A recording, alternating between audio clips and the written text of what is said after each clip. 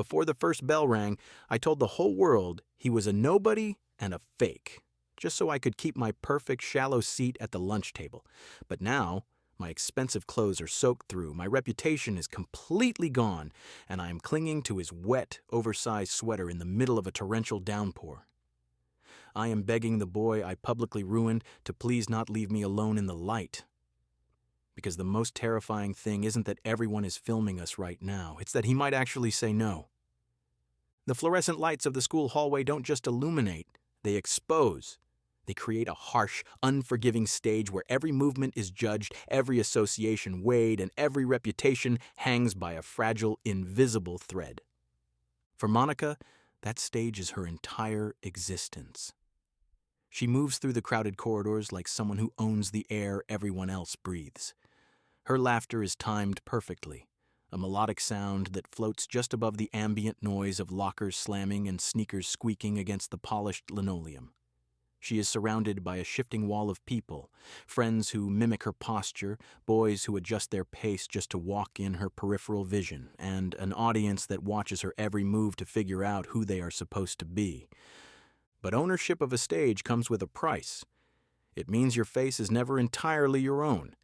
It means your eyes must always look straight ahead, fixed on a horizon of carefully curated expectations, never wavering, never slipping down to the floor where the ordinary people live. And then there is Kevin. Kevin exists in the negative space. He is the boy who occupies the corners of the rooms, the edges of the crowds, the quiet shadows where the light from the fluorescent tubes doesn't quite reach. To the rest of the school, he isn't hated, he is simply uncatalogued. He wears sweaters that are slightly too large, carries a backpack with a fraying strap, and moves with a deliberate, practiced stillness designed to make him invisible. He has mastered the art of being a background detail in other people's stories. When people look at him, their gaze slides right past, searching for something brighter, something louder. No one in that building would ever think to put their names in the same sentence. Monica and Kevin. It sounds like an error in the script of the school, a glitch in the social hierarchy. But the dark has a different set of rules. The bell for the end of the day doesn't just signal freedom. For Monica, it signals the beginning of a daily performance of erasure. She stays behind in the art room, pretending to clean brushes she barely used, waiting for the heavy footsteps in the corridor to thin out, then disappear entirely. She waits until the school shifts from a chaotic hive into a hollow, echoing shell. Only when the silence is heavy enough to skin her. Feared as she move, the old boiler room access hallway at the back of the basement is where the light goes to die. It smells of dust, damp concrete, and the faint metallic tang of rust. It is cold, an uncomfortable dampness that seeps through the soles of her pristine shoes. He is always there first.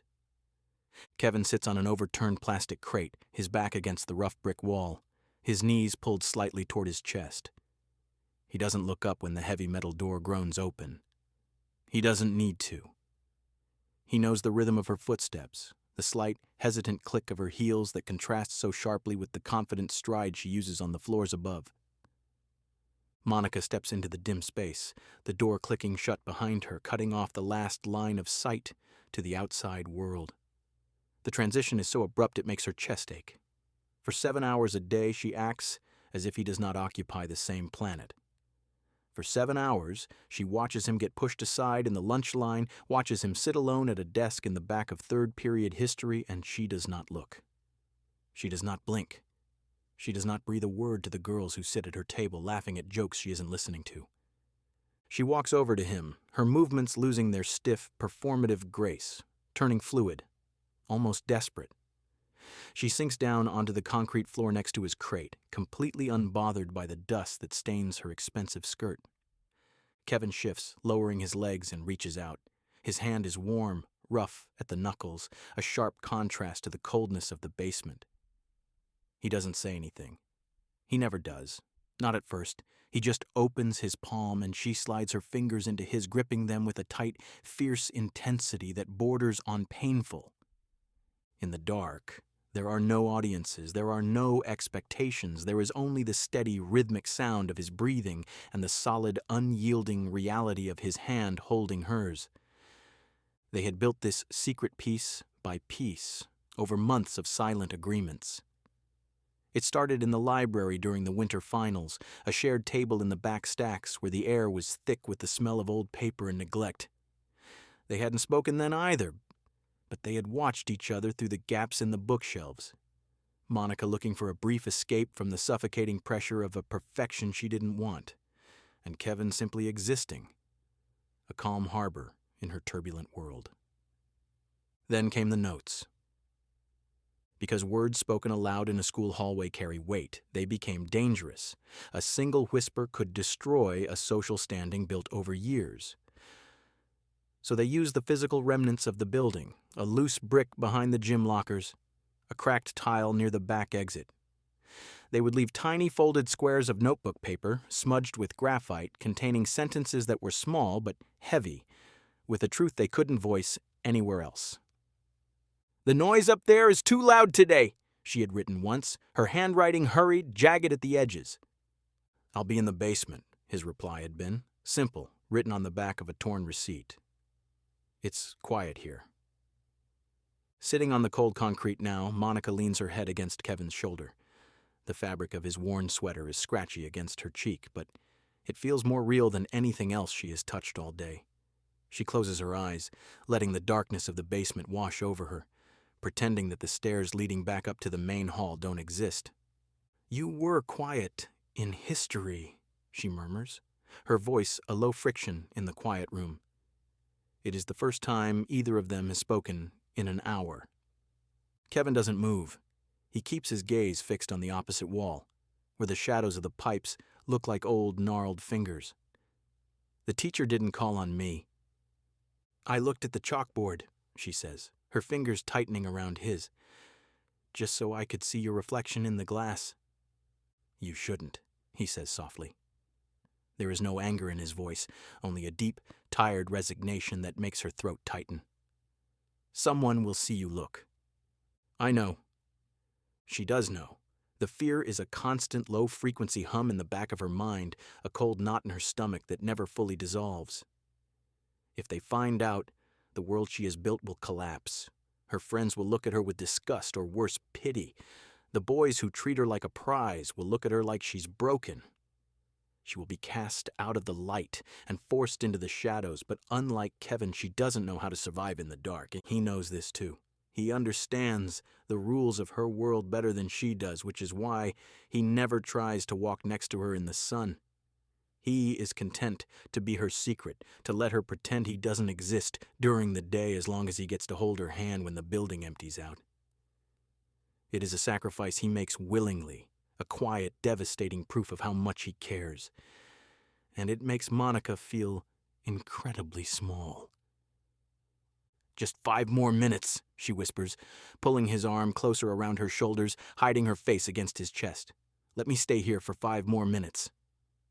Kevin rests his chin on the top of her head, his grip tightening around her waist. "As long as you need." But the minutes in the basement pass faster than the hours in the classroom. Soon, the heavy thrum of the school's automated heating system clicks off, a mechanical reminder that the day is truly over. The janitor will be making his rounds soon, his heavy keys jingling a warning down the main corridors. Monica pulls away slowly, the cold air immediately hitting the skin where his hand had been. She stands up, smoothing down her skirt, her posture instantly shifting, the invisible armor of the popular girl sliding back into place over her shoulders. Her face becomes a mask again, beautiful, distant, and perfectly composed. Kevin stays on his crate, watching her transition with an expression that is completely unreadable. He looks like a man watching a ghost fade away. "Tomorrow?" she asks, her hand on the cold metal door handle, her back to him because she can't bear to see the look in his eyes when she leaves. "I'll be here," he says to the dark. She opens the door, stepping out into the empty, dimly lit service corridor. She walks quickly, her heels clicking rhythmically against the floor, each step taking her further away from the only place where she can actually breathe. She doesn't look back. She can't. She doesn't know that upstairs, in the main lobby, a group of people are standing around a bulletin board, their phones out, their faces illuminated by the pale, cold light of their screens. She doesn't know that the fragile line she has spent months drawing between her two worlds has already been erased. There is a specific kind of silence that precedes a storm. It isn't peaceful, it's heavy, thick with static, the kind of quiet that makes the hairs on your arms stand up because you know the air is about to split wide open. When Monica stepped through the front doors of the school the next morning, she felt the change instantly. The morning air inside the lobby was usually a chaotic wall of sound. Shouted greetings, the clatter of loose binders, laughter bouncing off the brick walls. Today it was a low, undulating murmur, a low hum that seemed to shift and ripple as she walked past. She adjusted the strap of her bag, her chin tilted upward, her posture immaculate. This was her armor. But as she moved down the main hallway, she noticed the faces. People weren't looking at her the way they usually did, with that mixture of envy and practiced indifference. They were looking at her sideways, secretive, lingering glances that snapped away the moment she turned her head. Then came the vibration in her hand. Her phone tucked into her coat pocket gave a brief, sharp buzz. A second later, another, then 3 more in rapid succession. She didn't pull it out. She didn't need to. The sudden synchronized movement of dozens of hands dropping into pockets and bags all down the corridor told her everything she needed to know. The glowing screens were lighting up, one by one, reflecting in the eyes of her peers like a viral fire spreading through dry brush. A rumor is a ghost until it has proof. And someone had found the proof. 2 weeks ago, on the school ski trip, there had been an hour that didn't belong to the rest of the world. A freezing snowy night where the resort had gone dark, and the outdoor hot tub at the edge of the property was shrouded in thick, rising steam. She had slipped away from the cabin, her chest tight with the anxiety of a fight she'd had with her friends, and she had found Kevin sitting there, surrounded by the white mist, watching the snow fall into the water. They had talked, truly talked, for the first time without the cover of darkness or a basement door between them. She had cried, the tears freezing on her cheeks before the steam washed them away, and he had held her. A brief, quiet rendezvous where the world felt entirely empty. But the world wasn't empty. Someone had been standing in the shadow of the balcony above. Someone had a phone. Now, that snowy night was compressed into a low-resolution video clip, circulating through a dozen group chats, uploaded to an anonymous forum, spreading through the student body like poison in a well. The leak was absolute. The text overlay on the screen didn't need to say much. The image of the school's golden girl resting her head against the shoulder of the boy no one knew spoke loud enough to shatter everything. Monica reached her locker, her fingers trembling slightly as she spun the dial. She missed the first digit. She had to stop, take a breath, and start over. She could feel the eyes boring into her back. The murmurs were louder now, no longer hidden, the words Monica and Kevin bouncing off the steel lockers like loose gravel. Across the hall, 20 feet away, a crowd had gathered near the drinking fountain. In the center of that crowd stood Kevin. He looked exactly the same as he had yesterday, the same oversized sweater, the same frayed backpack strap, but his world had been violently dragged into the light. People who had looked through him for 3 years were now staring directly at him, laughing, pointing their phones at his face as if he were an exhibit in a museum. Monica watched him through the reflection in her open locker door.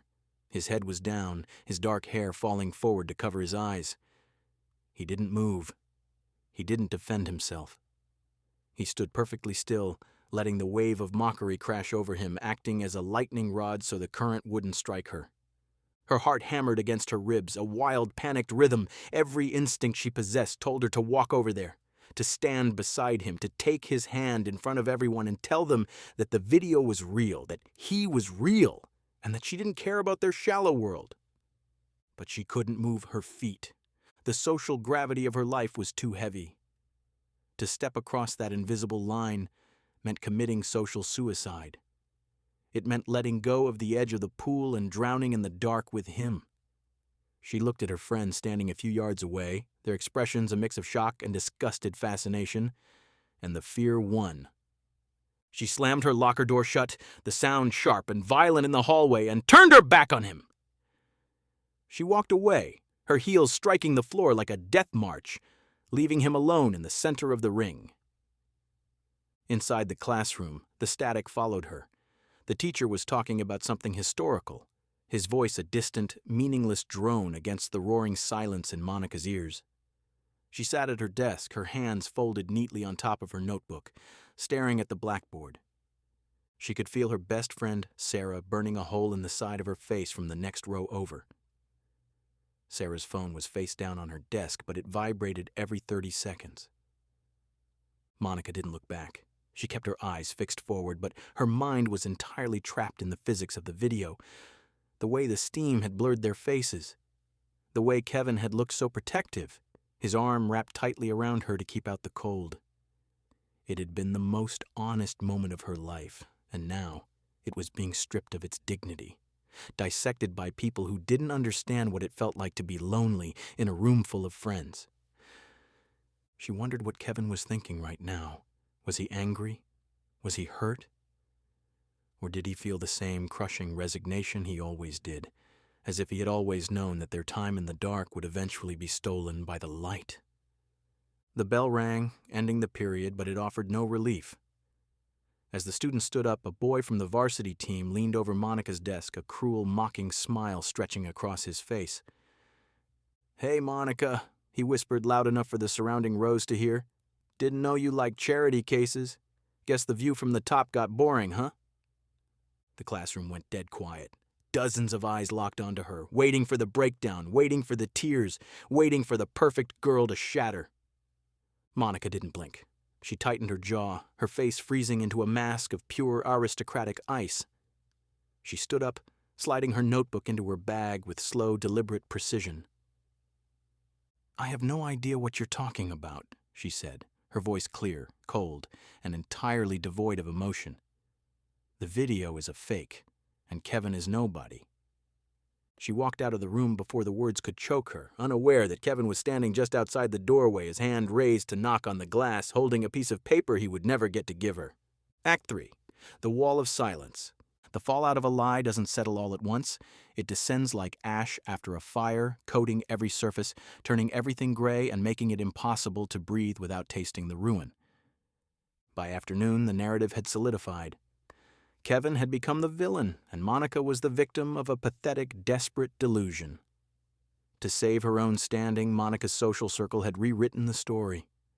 The loser boy had fabricated the video, or perhaps he had cornered her, or maybe it was all a pathetic joke on his part. But the most devastating part of the lie was that Kevin didn't fight it. In the cafeteria during lunch, the tension reached its peak. Monica sat at the center table, surrounded by her usual court. Sarah was on her left, talking loudly about the upcoming spring dance, her voice pitched slightly too high, an artificial shield meant to keep the rest of the room from seeing the fracture in their fortress. Monica sat among them, a ghost at her own table. She moved her fork around her plate, not tasting anything, her ears ringing with the ambient roar of 300 people talking around her. Then, the heavy double doors of the cafeteria swung open. Kevin walked in. The room didn't go completely silent this time. Instead, a collective, malicious sneer seemed to pass through the crowd. A group of older boys near the vending machines immediately stood up, blocking his path to the lunch line. "Hey, video star!" one of them shouted, his voice echoing off the high ceiling. "Where's your camera? Want to show us another movie?" Kevin stopped. He didn't look at them. He kept his eyes fixed on the linoleum floor, his hands gripping the straps of his backpack so tightly his knuckles were white. Monica watched from her table, her breath catching in her throat. She wanted to scream. She wanted to tell them to stop. But Sarah's hand came down on her wrist, a firm, warning pressure under the table. "Don't look, Monica," Sarah whispered, her eyes fixed forward, her smile tight and terrifyingly bright. "If you look, you make it real. He's nothing. Let them handle it." Monica stayed frozen. She watched through her peripheral vision as the boys pushed Kevin, a hard shoulder into his chest that sent him stumbling back against the wall. His backpack slipped off one shoulder. He didn't fight back. He didn't yell. Instead, he looked across the room. Through the sea of moving heads, through the chaotic space of the cafeteria, his eyes found hers. It was a look that lasted less than a second, but it felt like an eternity. There was no blame in his eyes. There was no anger. There was only that same deep, suffocating resignation she had seen in the basement. He was stepping into the fire so she could stay clean. He was letting them destroy him because he knew that if he denied it, they would look closer at her. "It was a joke," Kevin said aloud, his voice low but steady, carrying across the immediate radius of the crowd. "The video, it was edited. It wasn't her." A loud, mocking groan went through the boys. Yeah, right, like she'd ever let you near her. "I made it up," Kevin repeated, his voice devoid of life, his eyes still locked onto Monica's frozen face. "She doesn't even know my name." The boys laughed, a harsh, dismissive sound, and let him pass.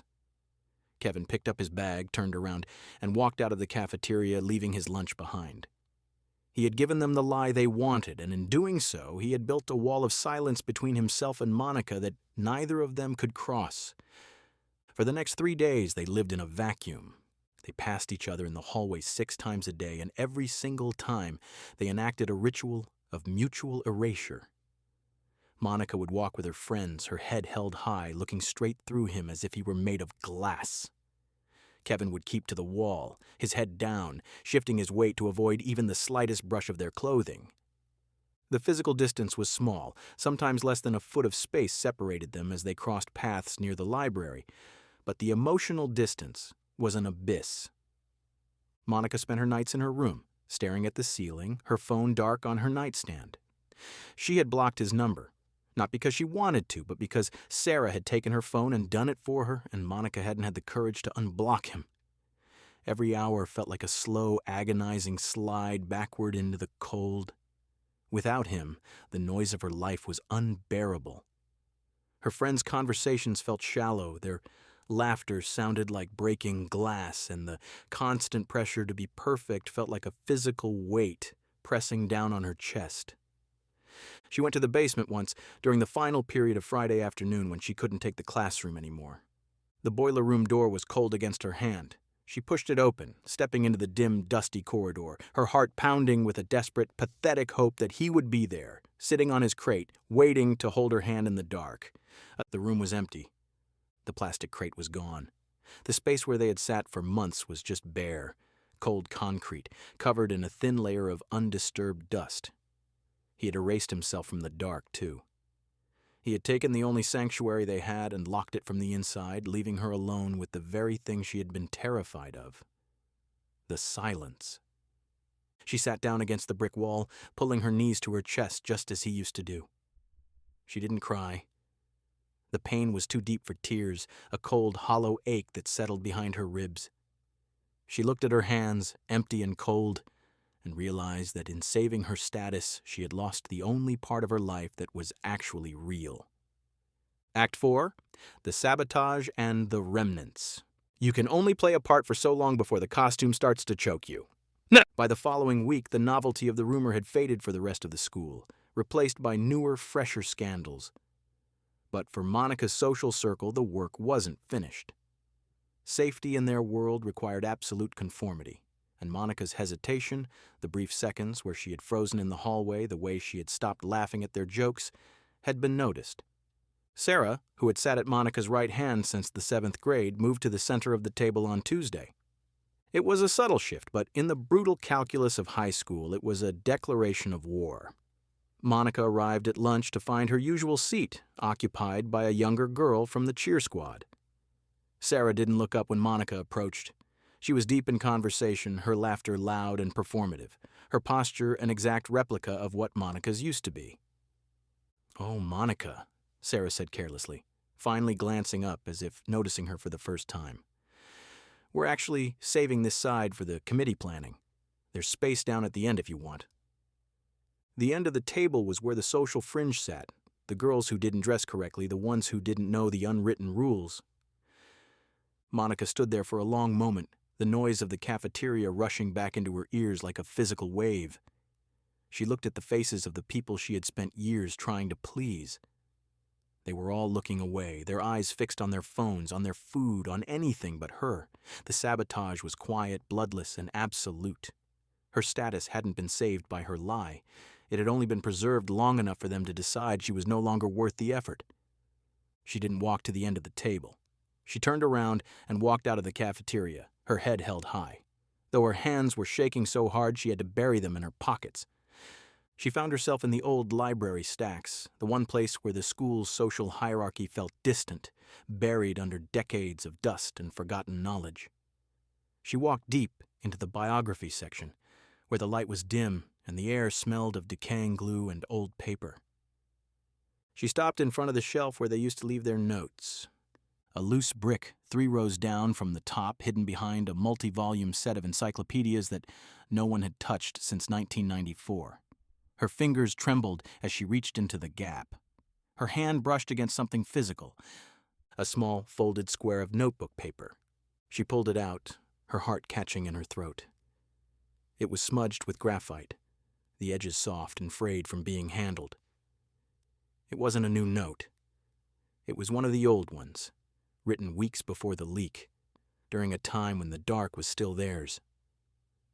She unfolded it with slow, reverent care, her eyes filling with tears that finally broke past her defenses. "I watched you today at the assembly," Kevin's messy, hurried handwriting read. "You were smiling, but your hands were clenched into fists in your lap. I wished I could walk up there and give you my sweater so you could hide your hands." The words were small, but they carried the weight of a truth she had spent days trying to deny.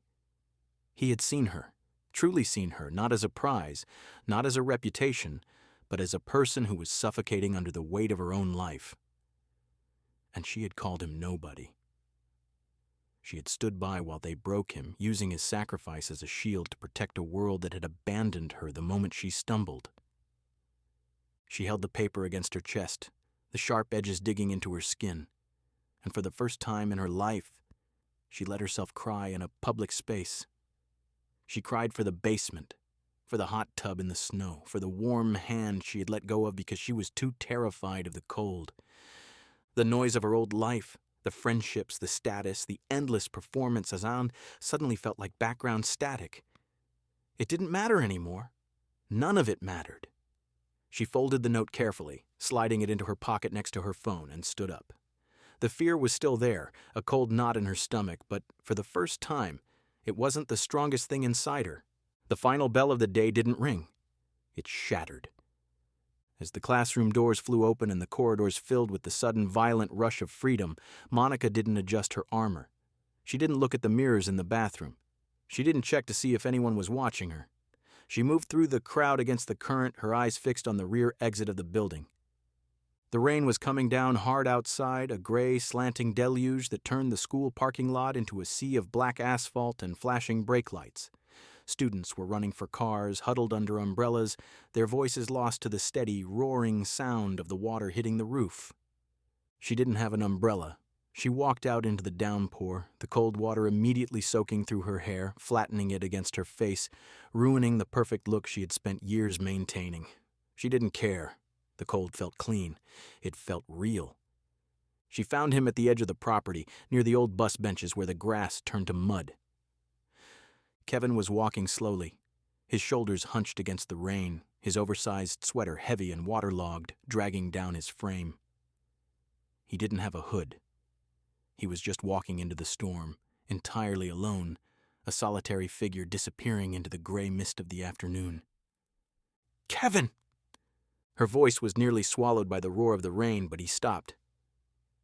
He stayed perfectly still for a long moment, as if convinced the sound was just a trick of the wind, before turning around slowly. Monica stopped 5 feet away from him. The water was running down her cheeks, dripping off her chin, her clothes plastered to her skin. She looked entirely broken, stripped of her status, her friends, and her perfection. Kevin looked at her, his expression a mixture of shock and a deep, agonizing concern that made her throat tighten. He took a half-step forward, his hand automatically reaching out as if to shield her from the rain, before he remembered the wall they had built and dropped his arm back to his side. "Monica," he said, his voice a low friction in the storm. "You're getting wet. You should go inside." "I found the note," she said, her voice trembling, though she kept her eyes locked onto his. "The one in the library. From before." Kevin looked away, his jaw tightening. "It doesn't matter anymore. The video... Everyone believes the lie now. You're safe. You don't have to talk to me."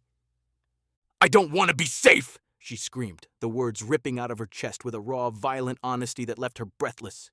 She stepped closer, closing the distance between them until she could feel the cold radiating off his wet clothes. I don't care about the video, I don't care about Sarah or the table, or who is looking at us. I don't care about any of it. Kevin didn't move. Monica, if people see you here, let them look! She reached out, her wet fingers gripping the fabric of his heavy sweater, pulling him toward her with a fierce, desperate intensity. I spent 3 days pretending you didn't exist because I was terrified of what they would think of me. And it was the worst 3 days of my life. I was dying up there, Kevin. The noise was too loud, and you weren't there. A single tear, warm and clean, cut through the cold rainwater on Kevin's cheek. He looked down at her hands gripping his sweater, then up at her face.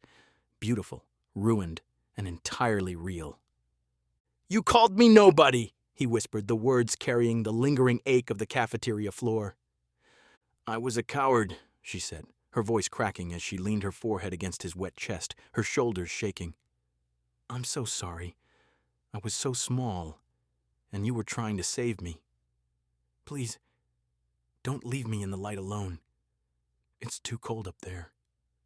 The silence that followed wasn't the static of the school hallway or the emptiness of the abandoned basement. It was a heavy, sacred quiet that belonged only to them, right there, in the middle of the storm. Kevin's arms moved slowly, hesitantly at first, before wrapping around her waist with a tight, crushing force that lifted her slightly off her feet.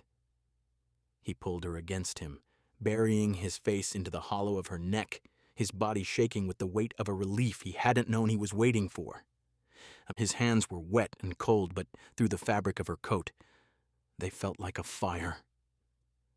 I'm here, he whispered into the rain, his voice steady and solid against her ear. I've always been here.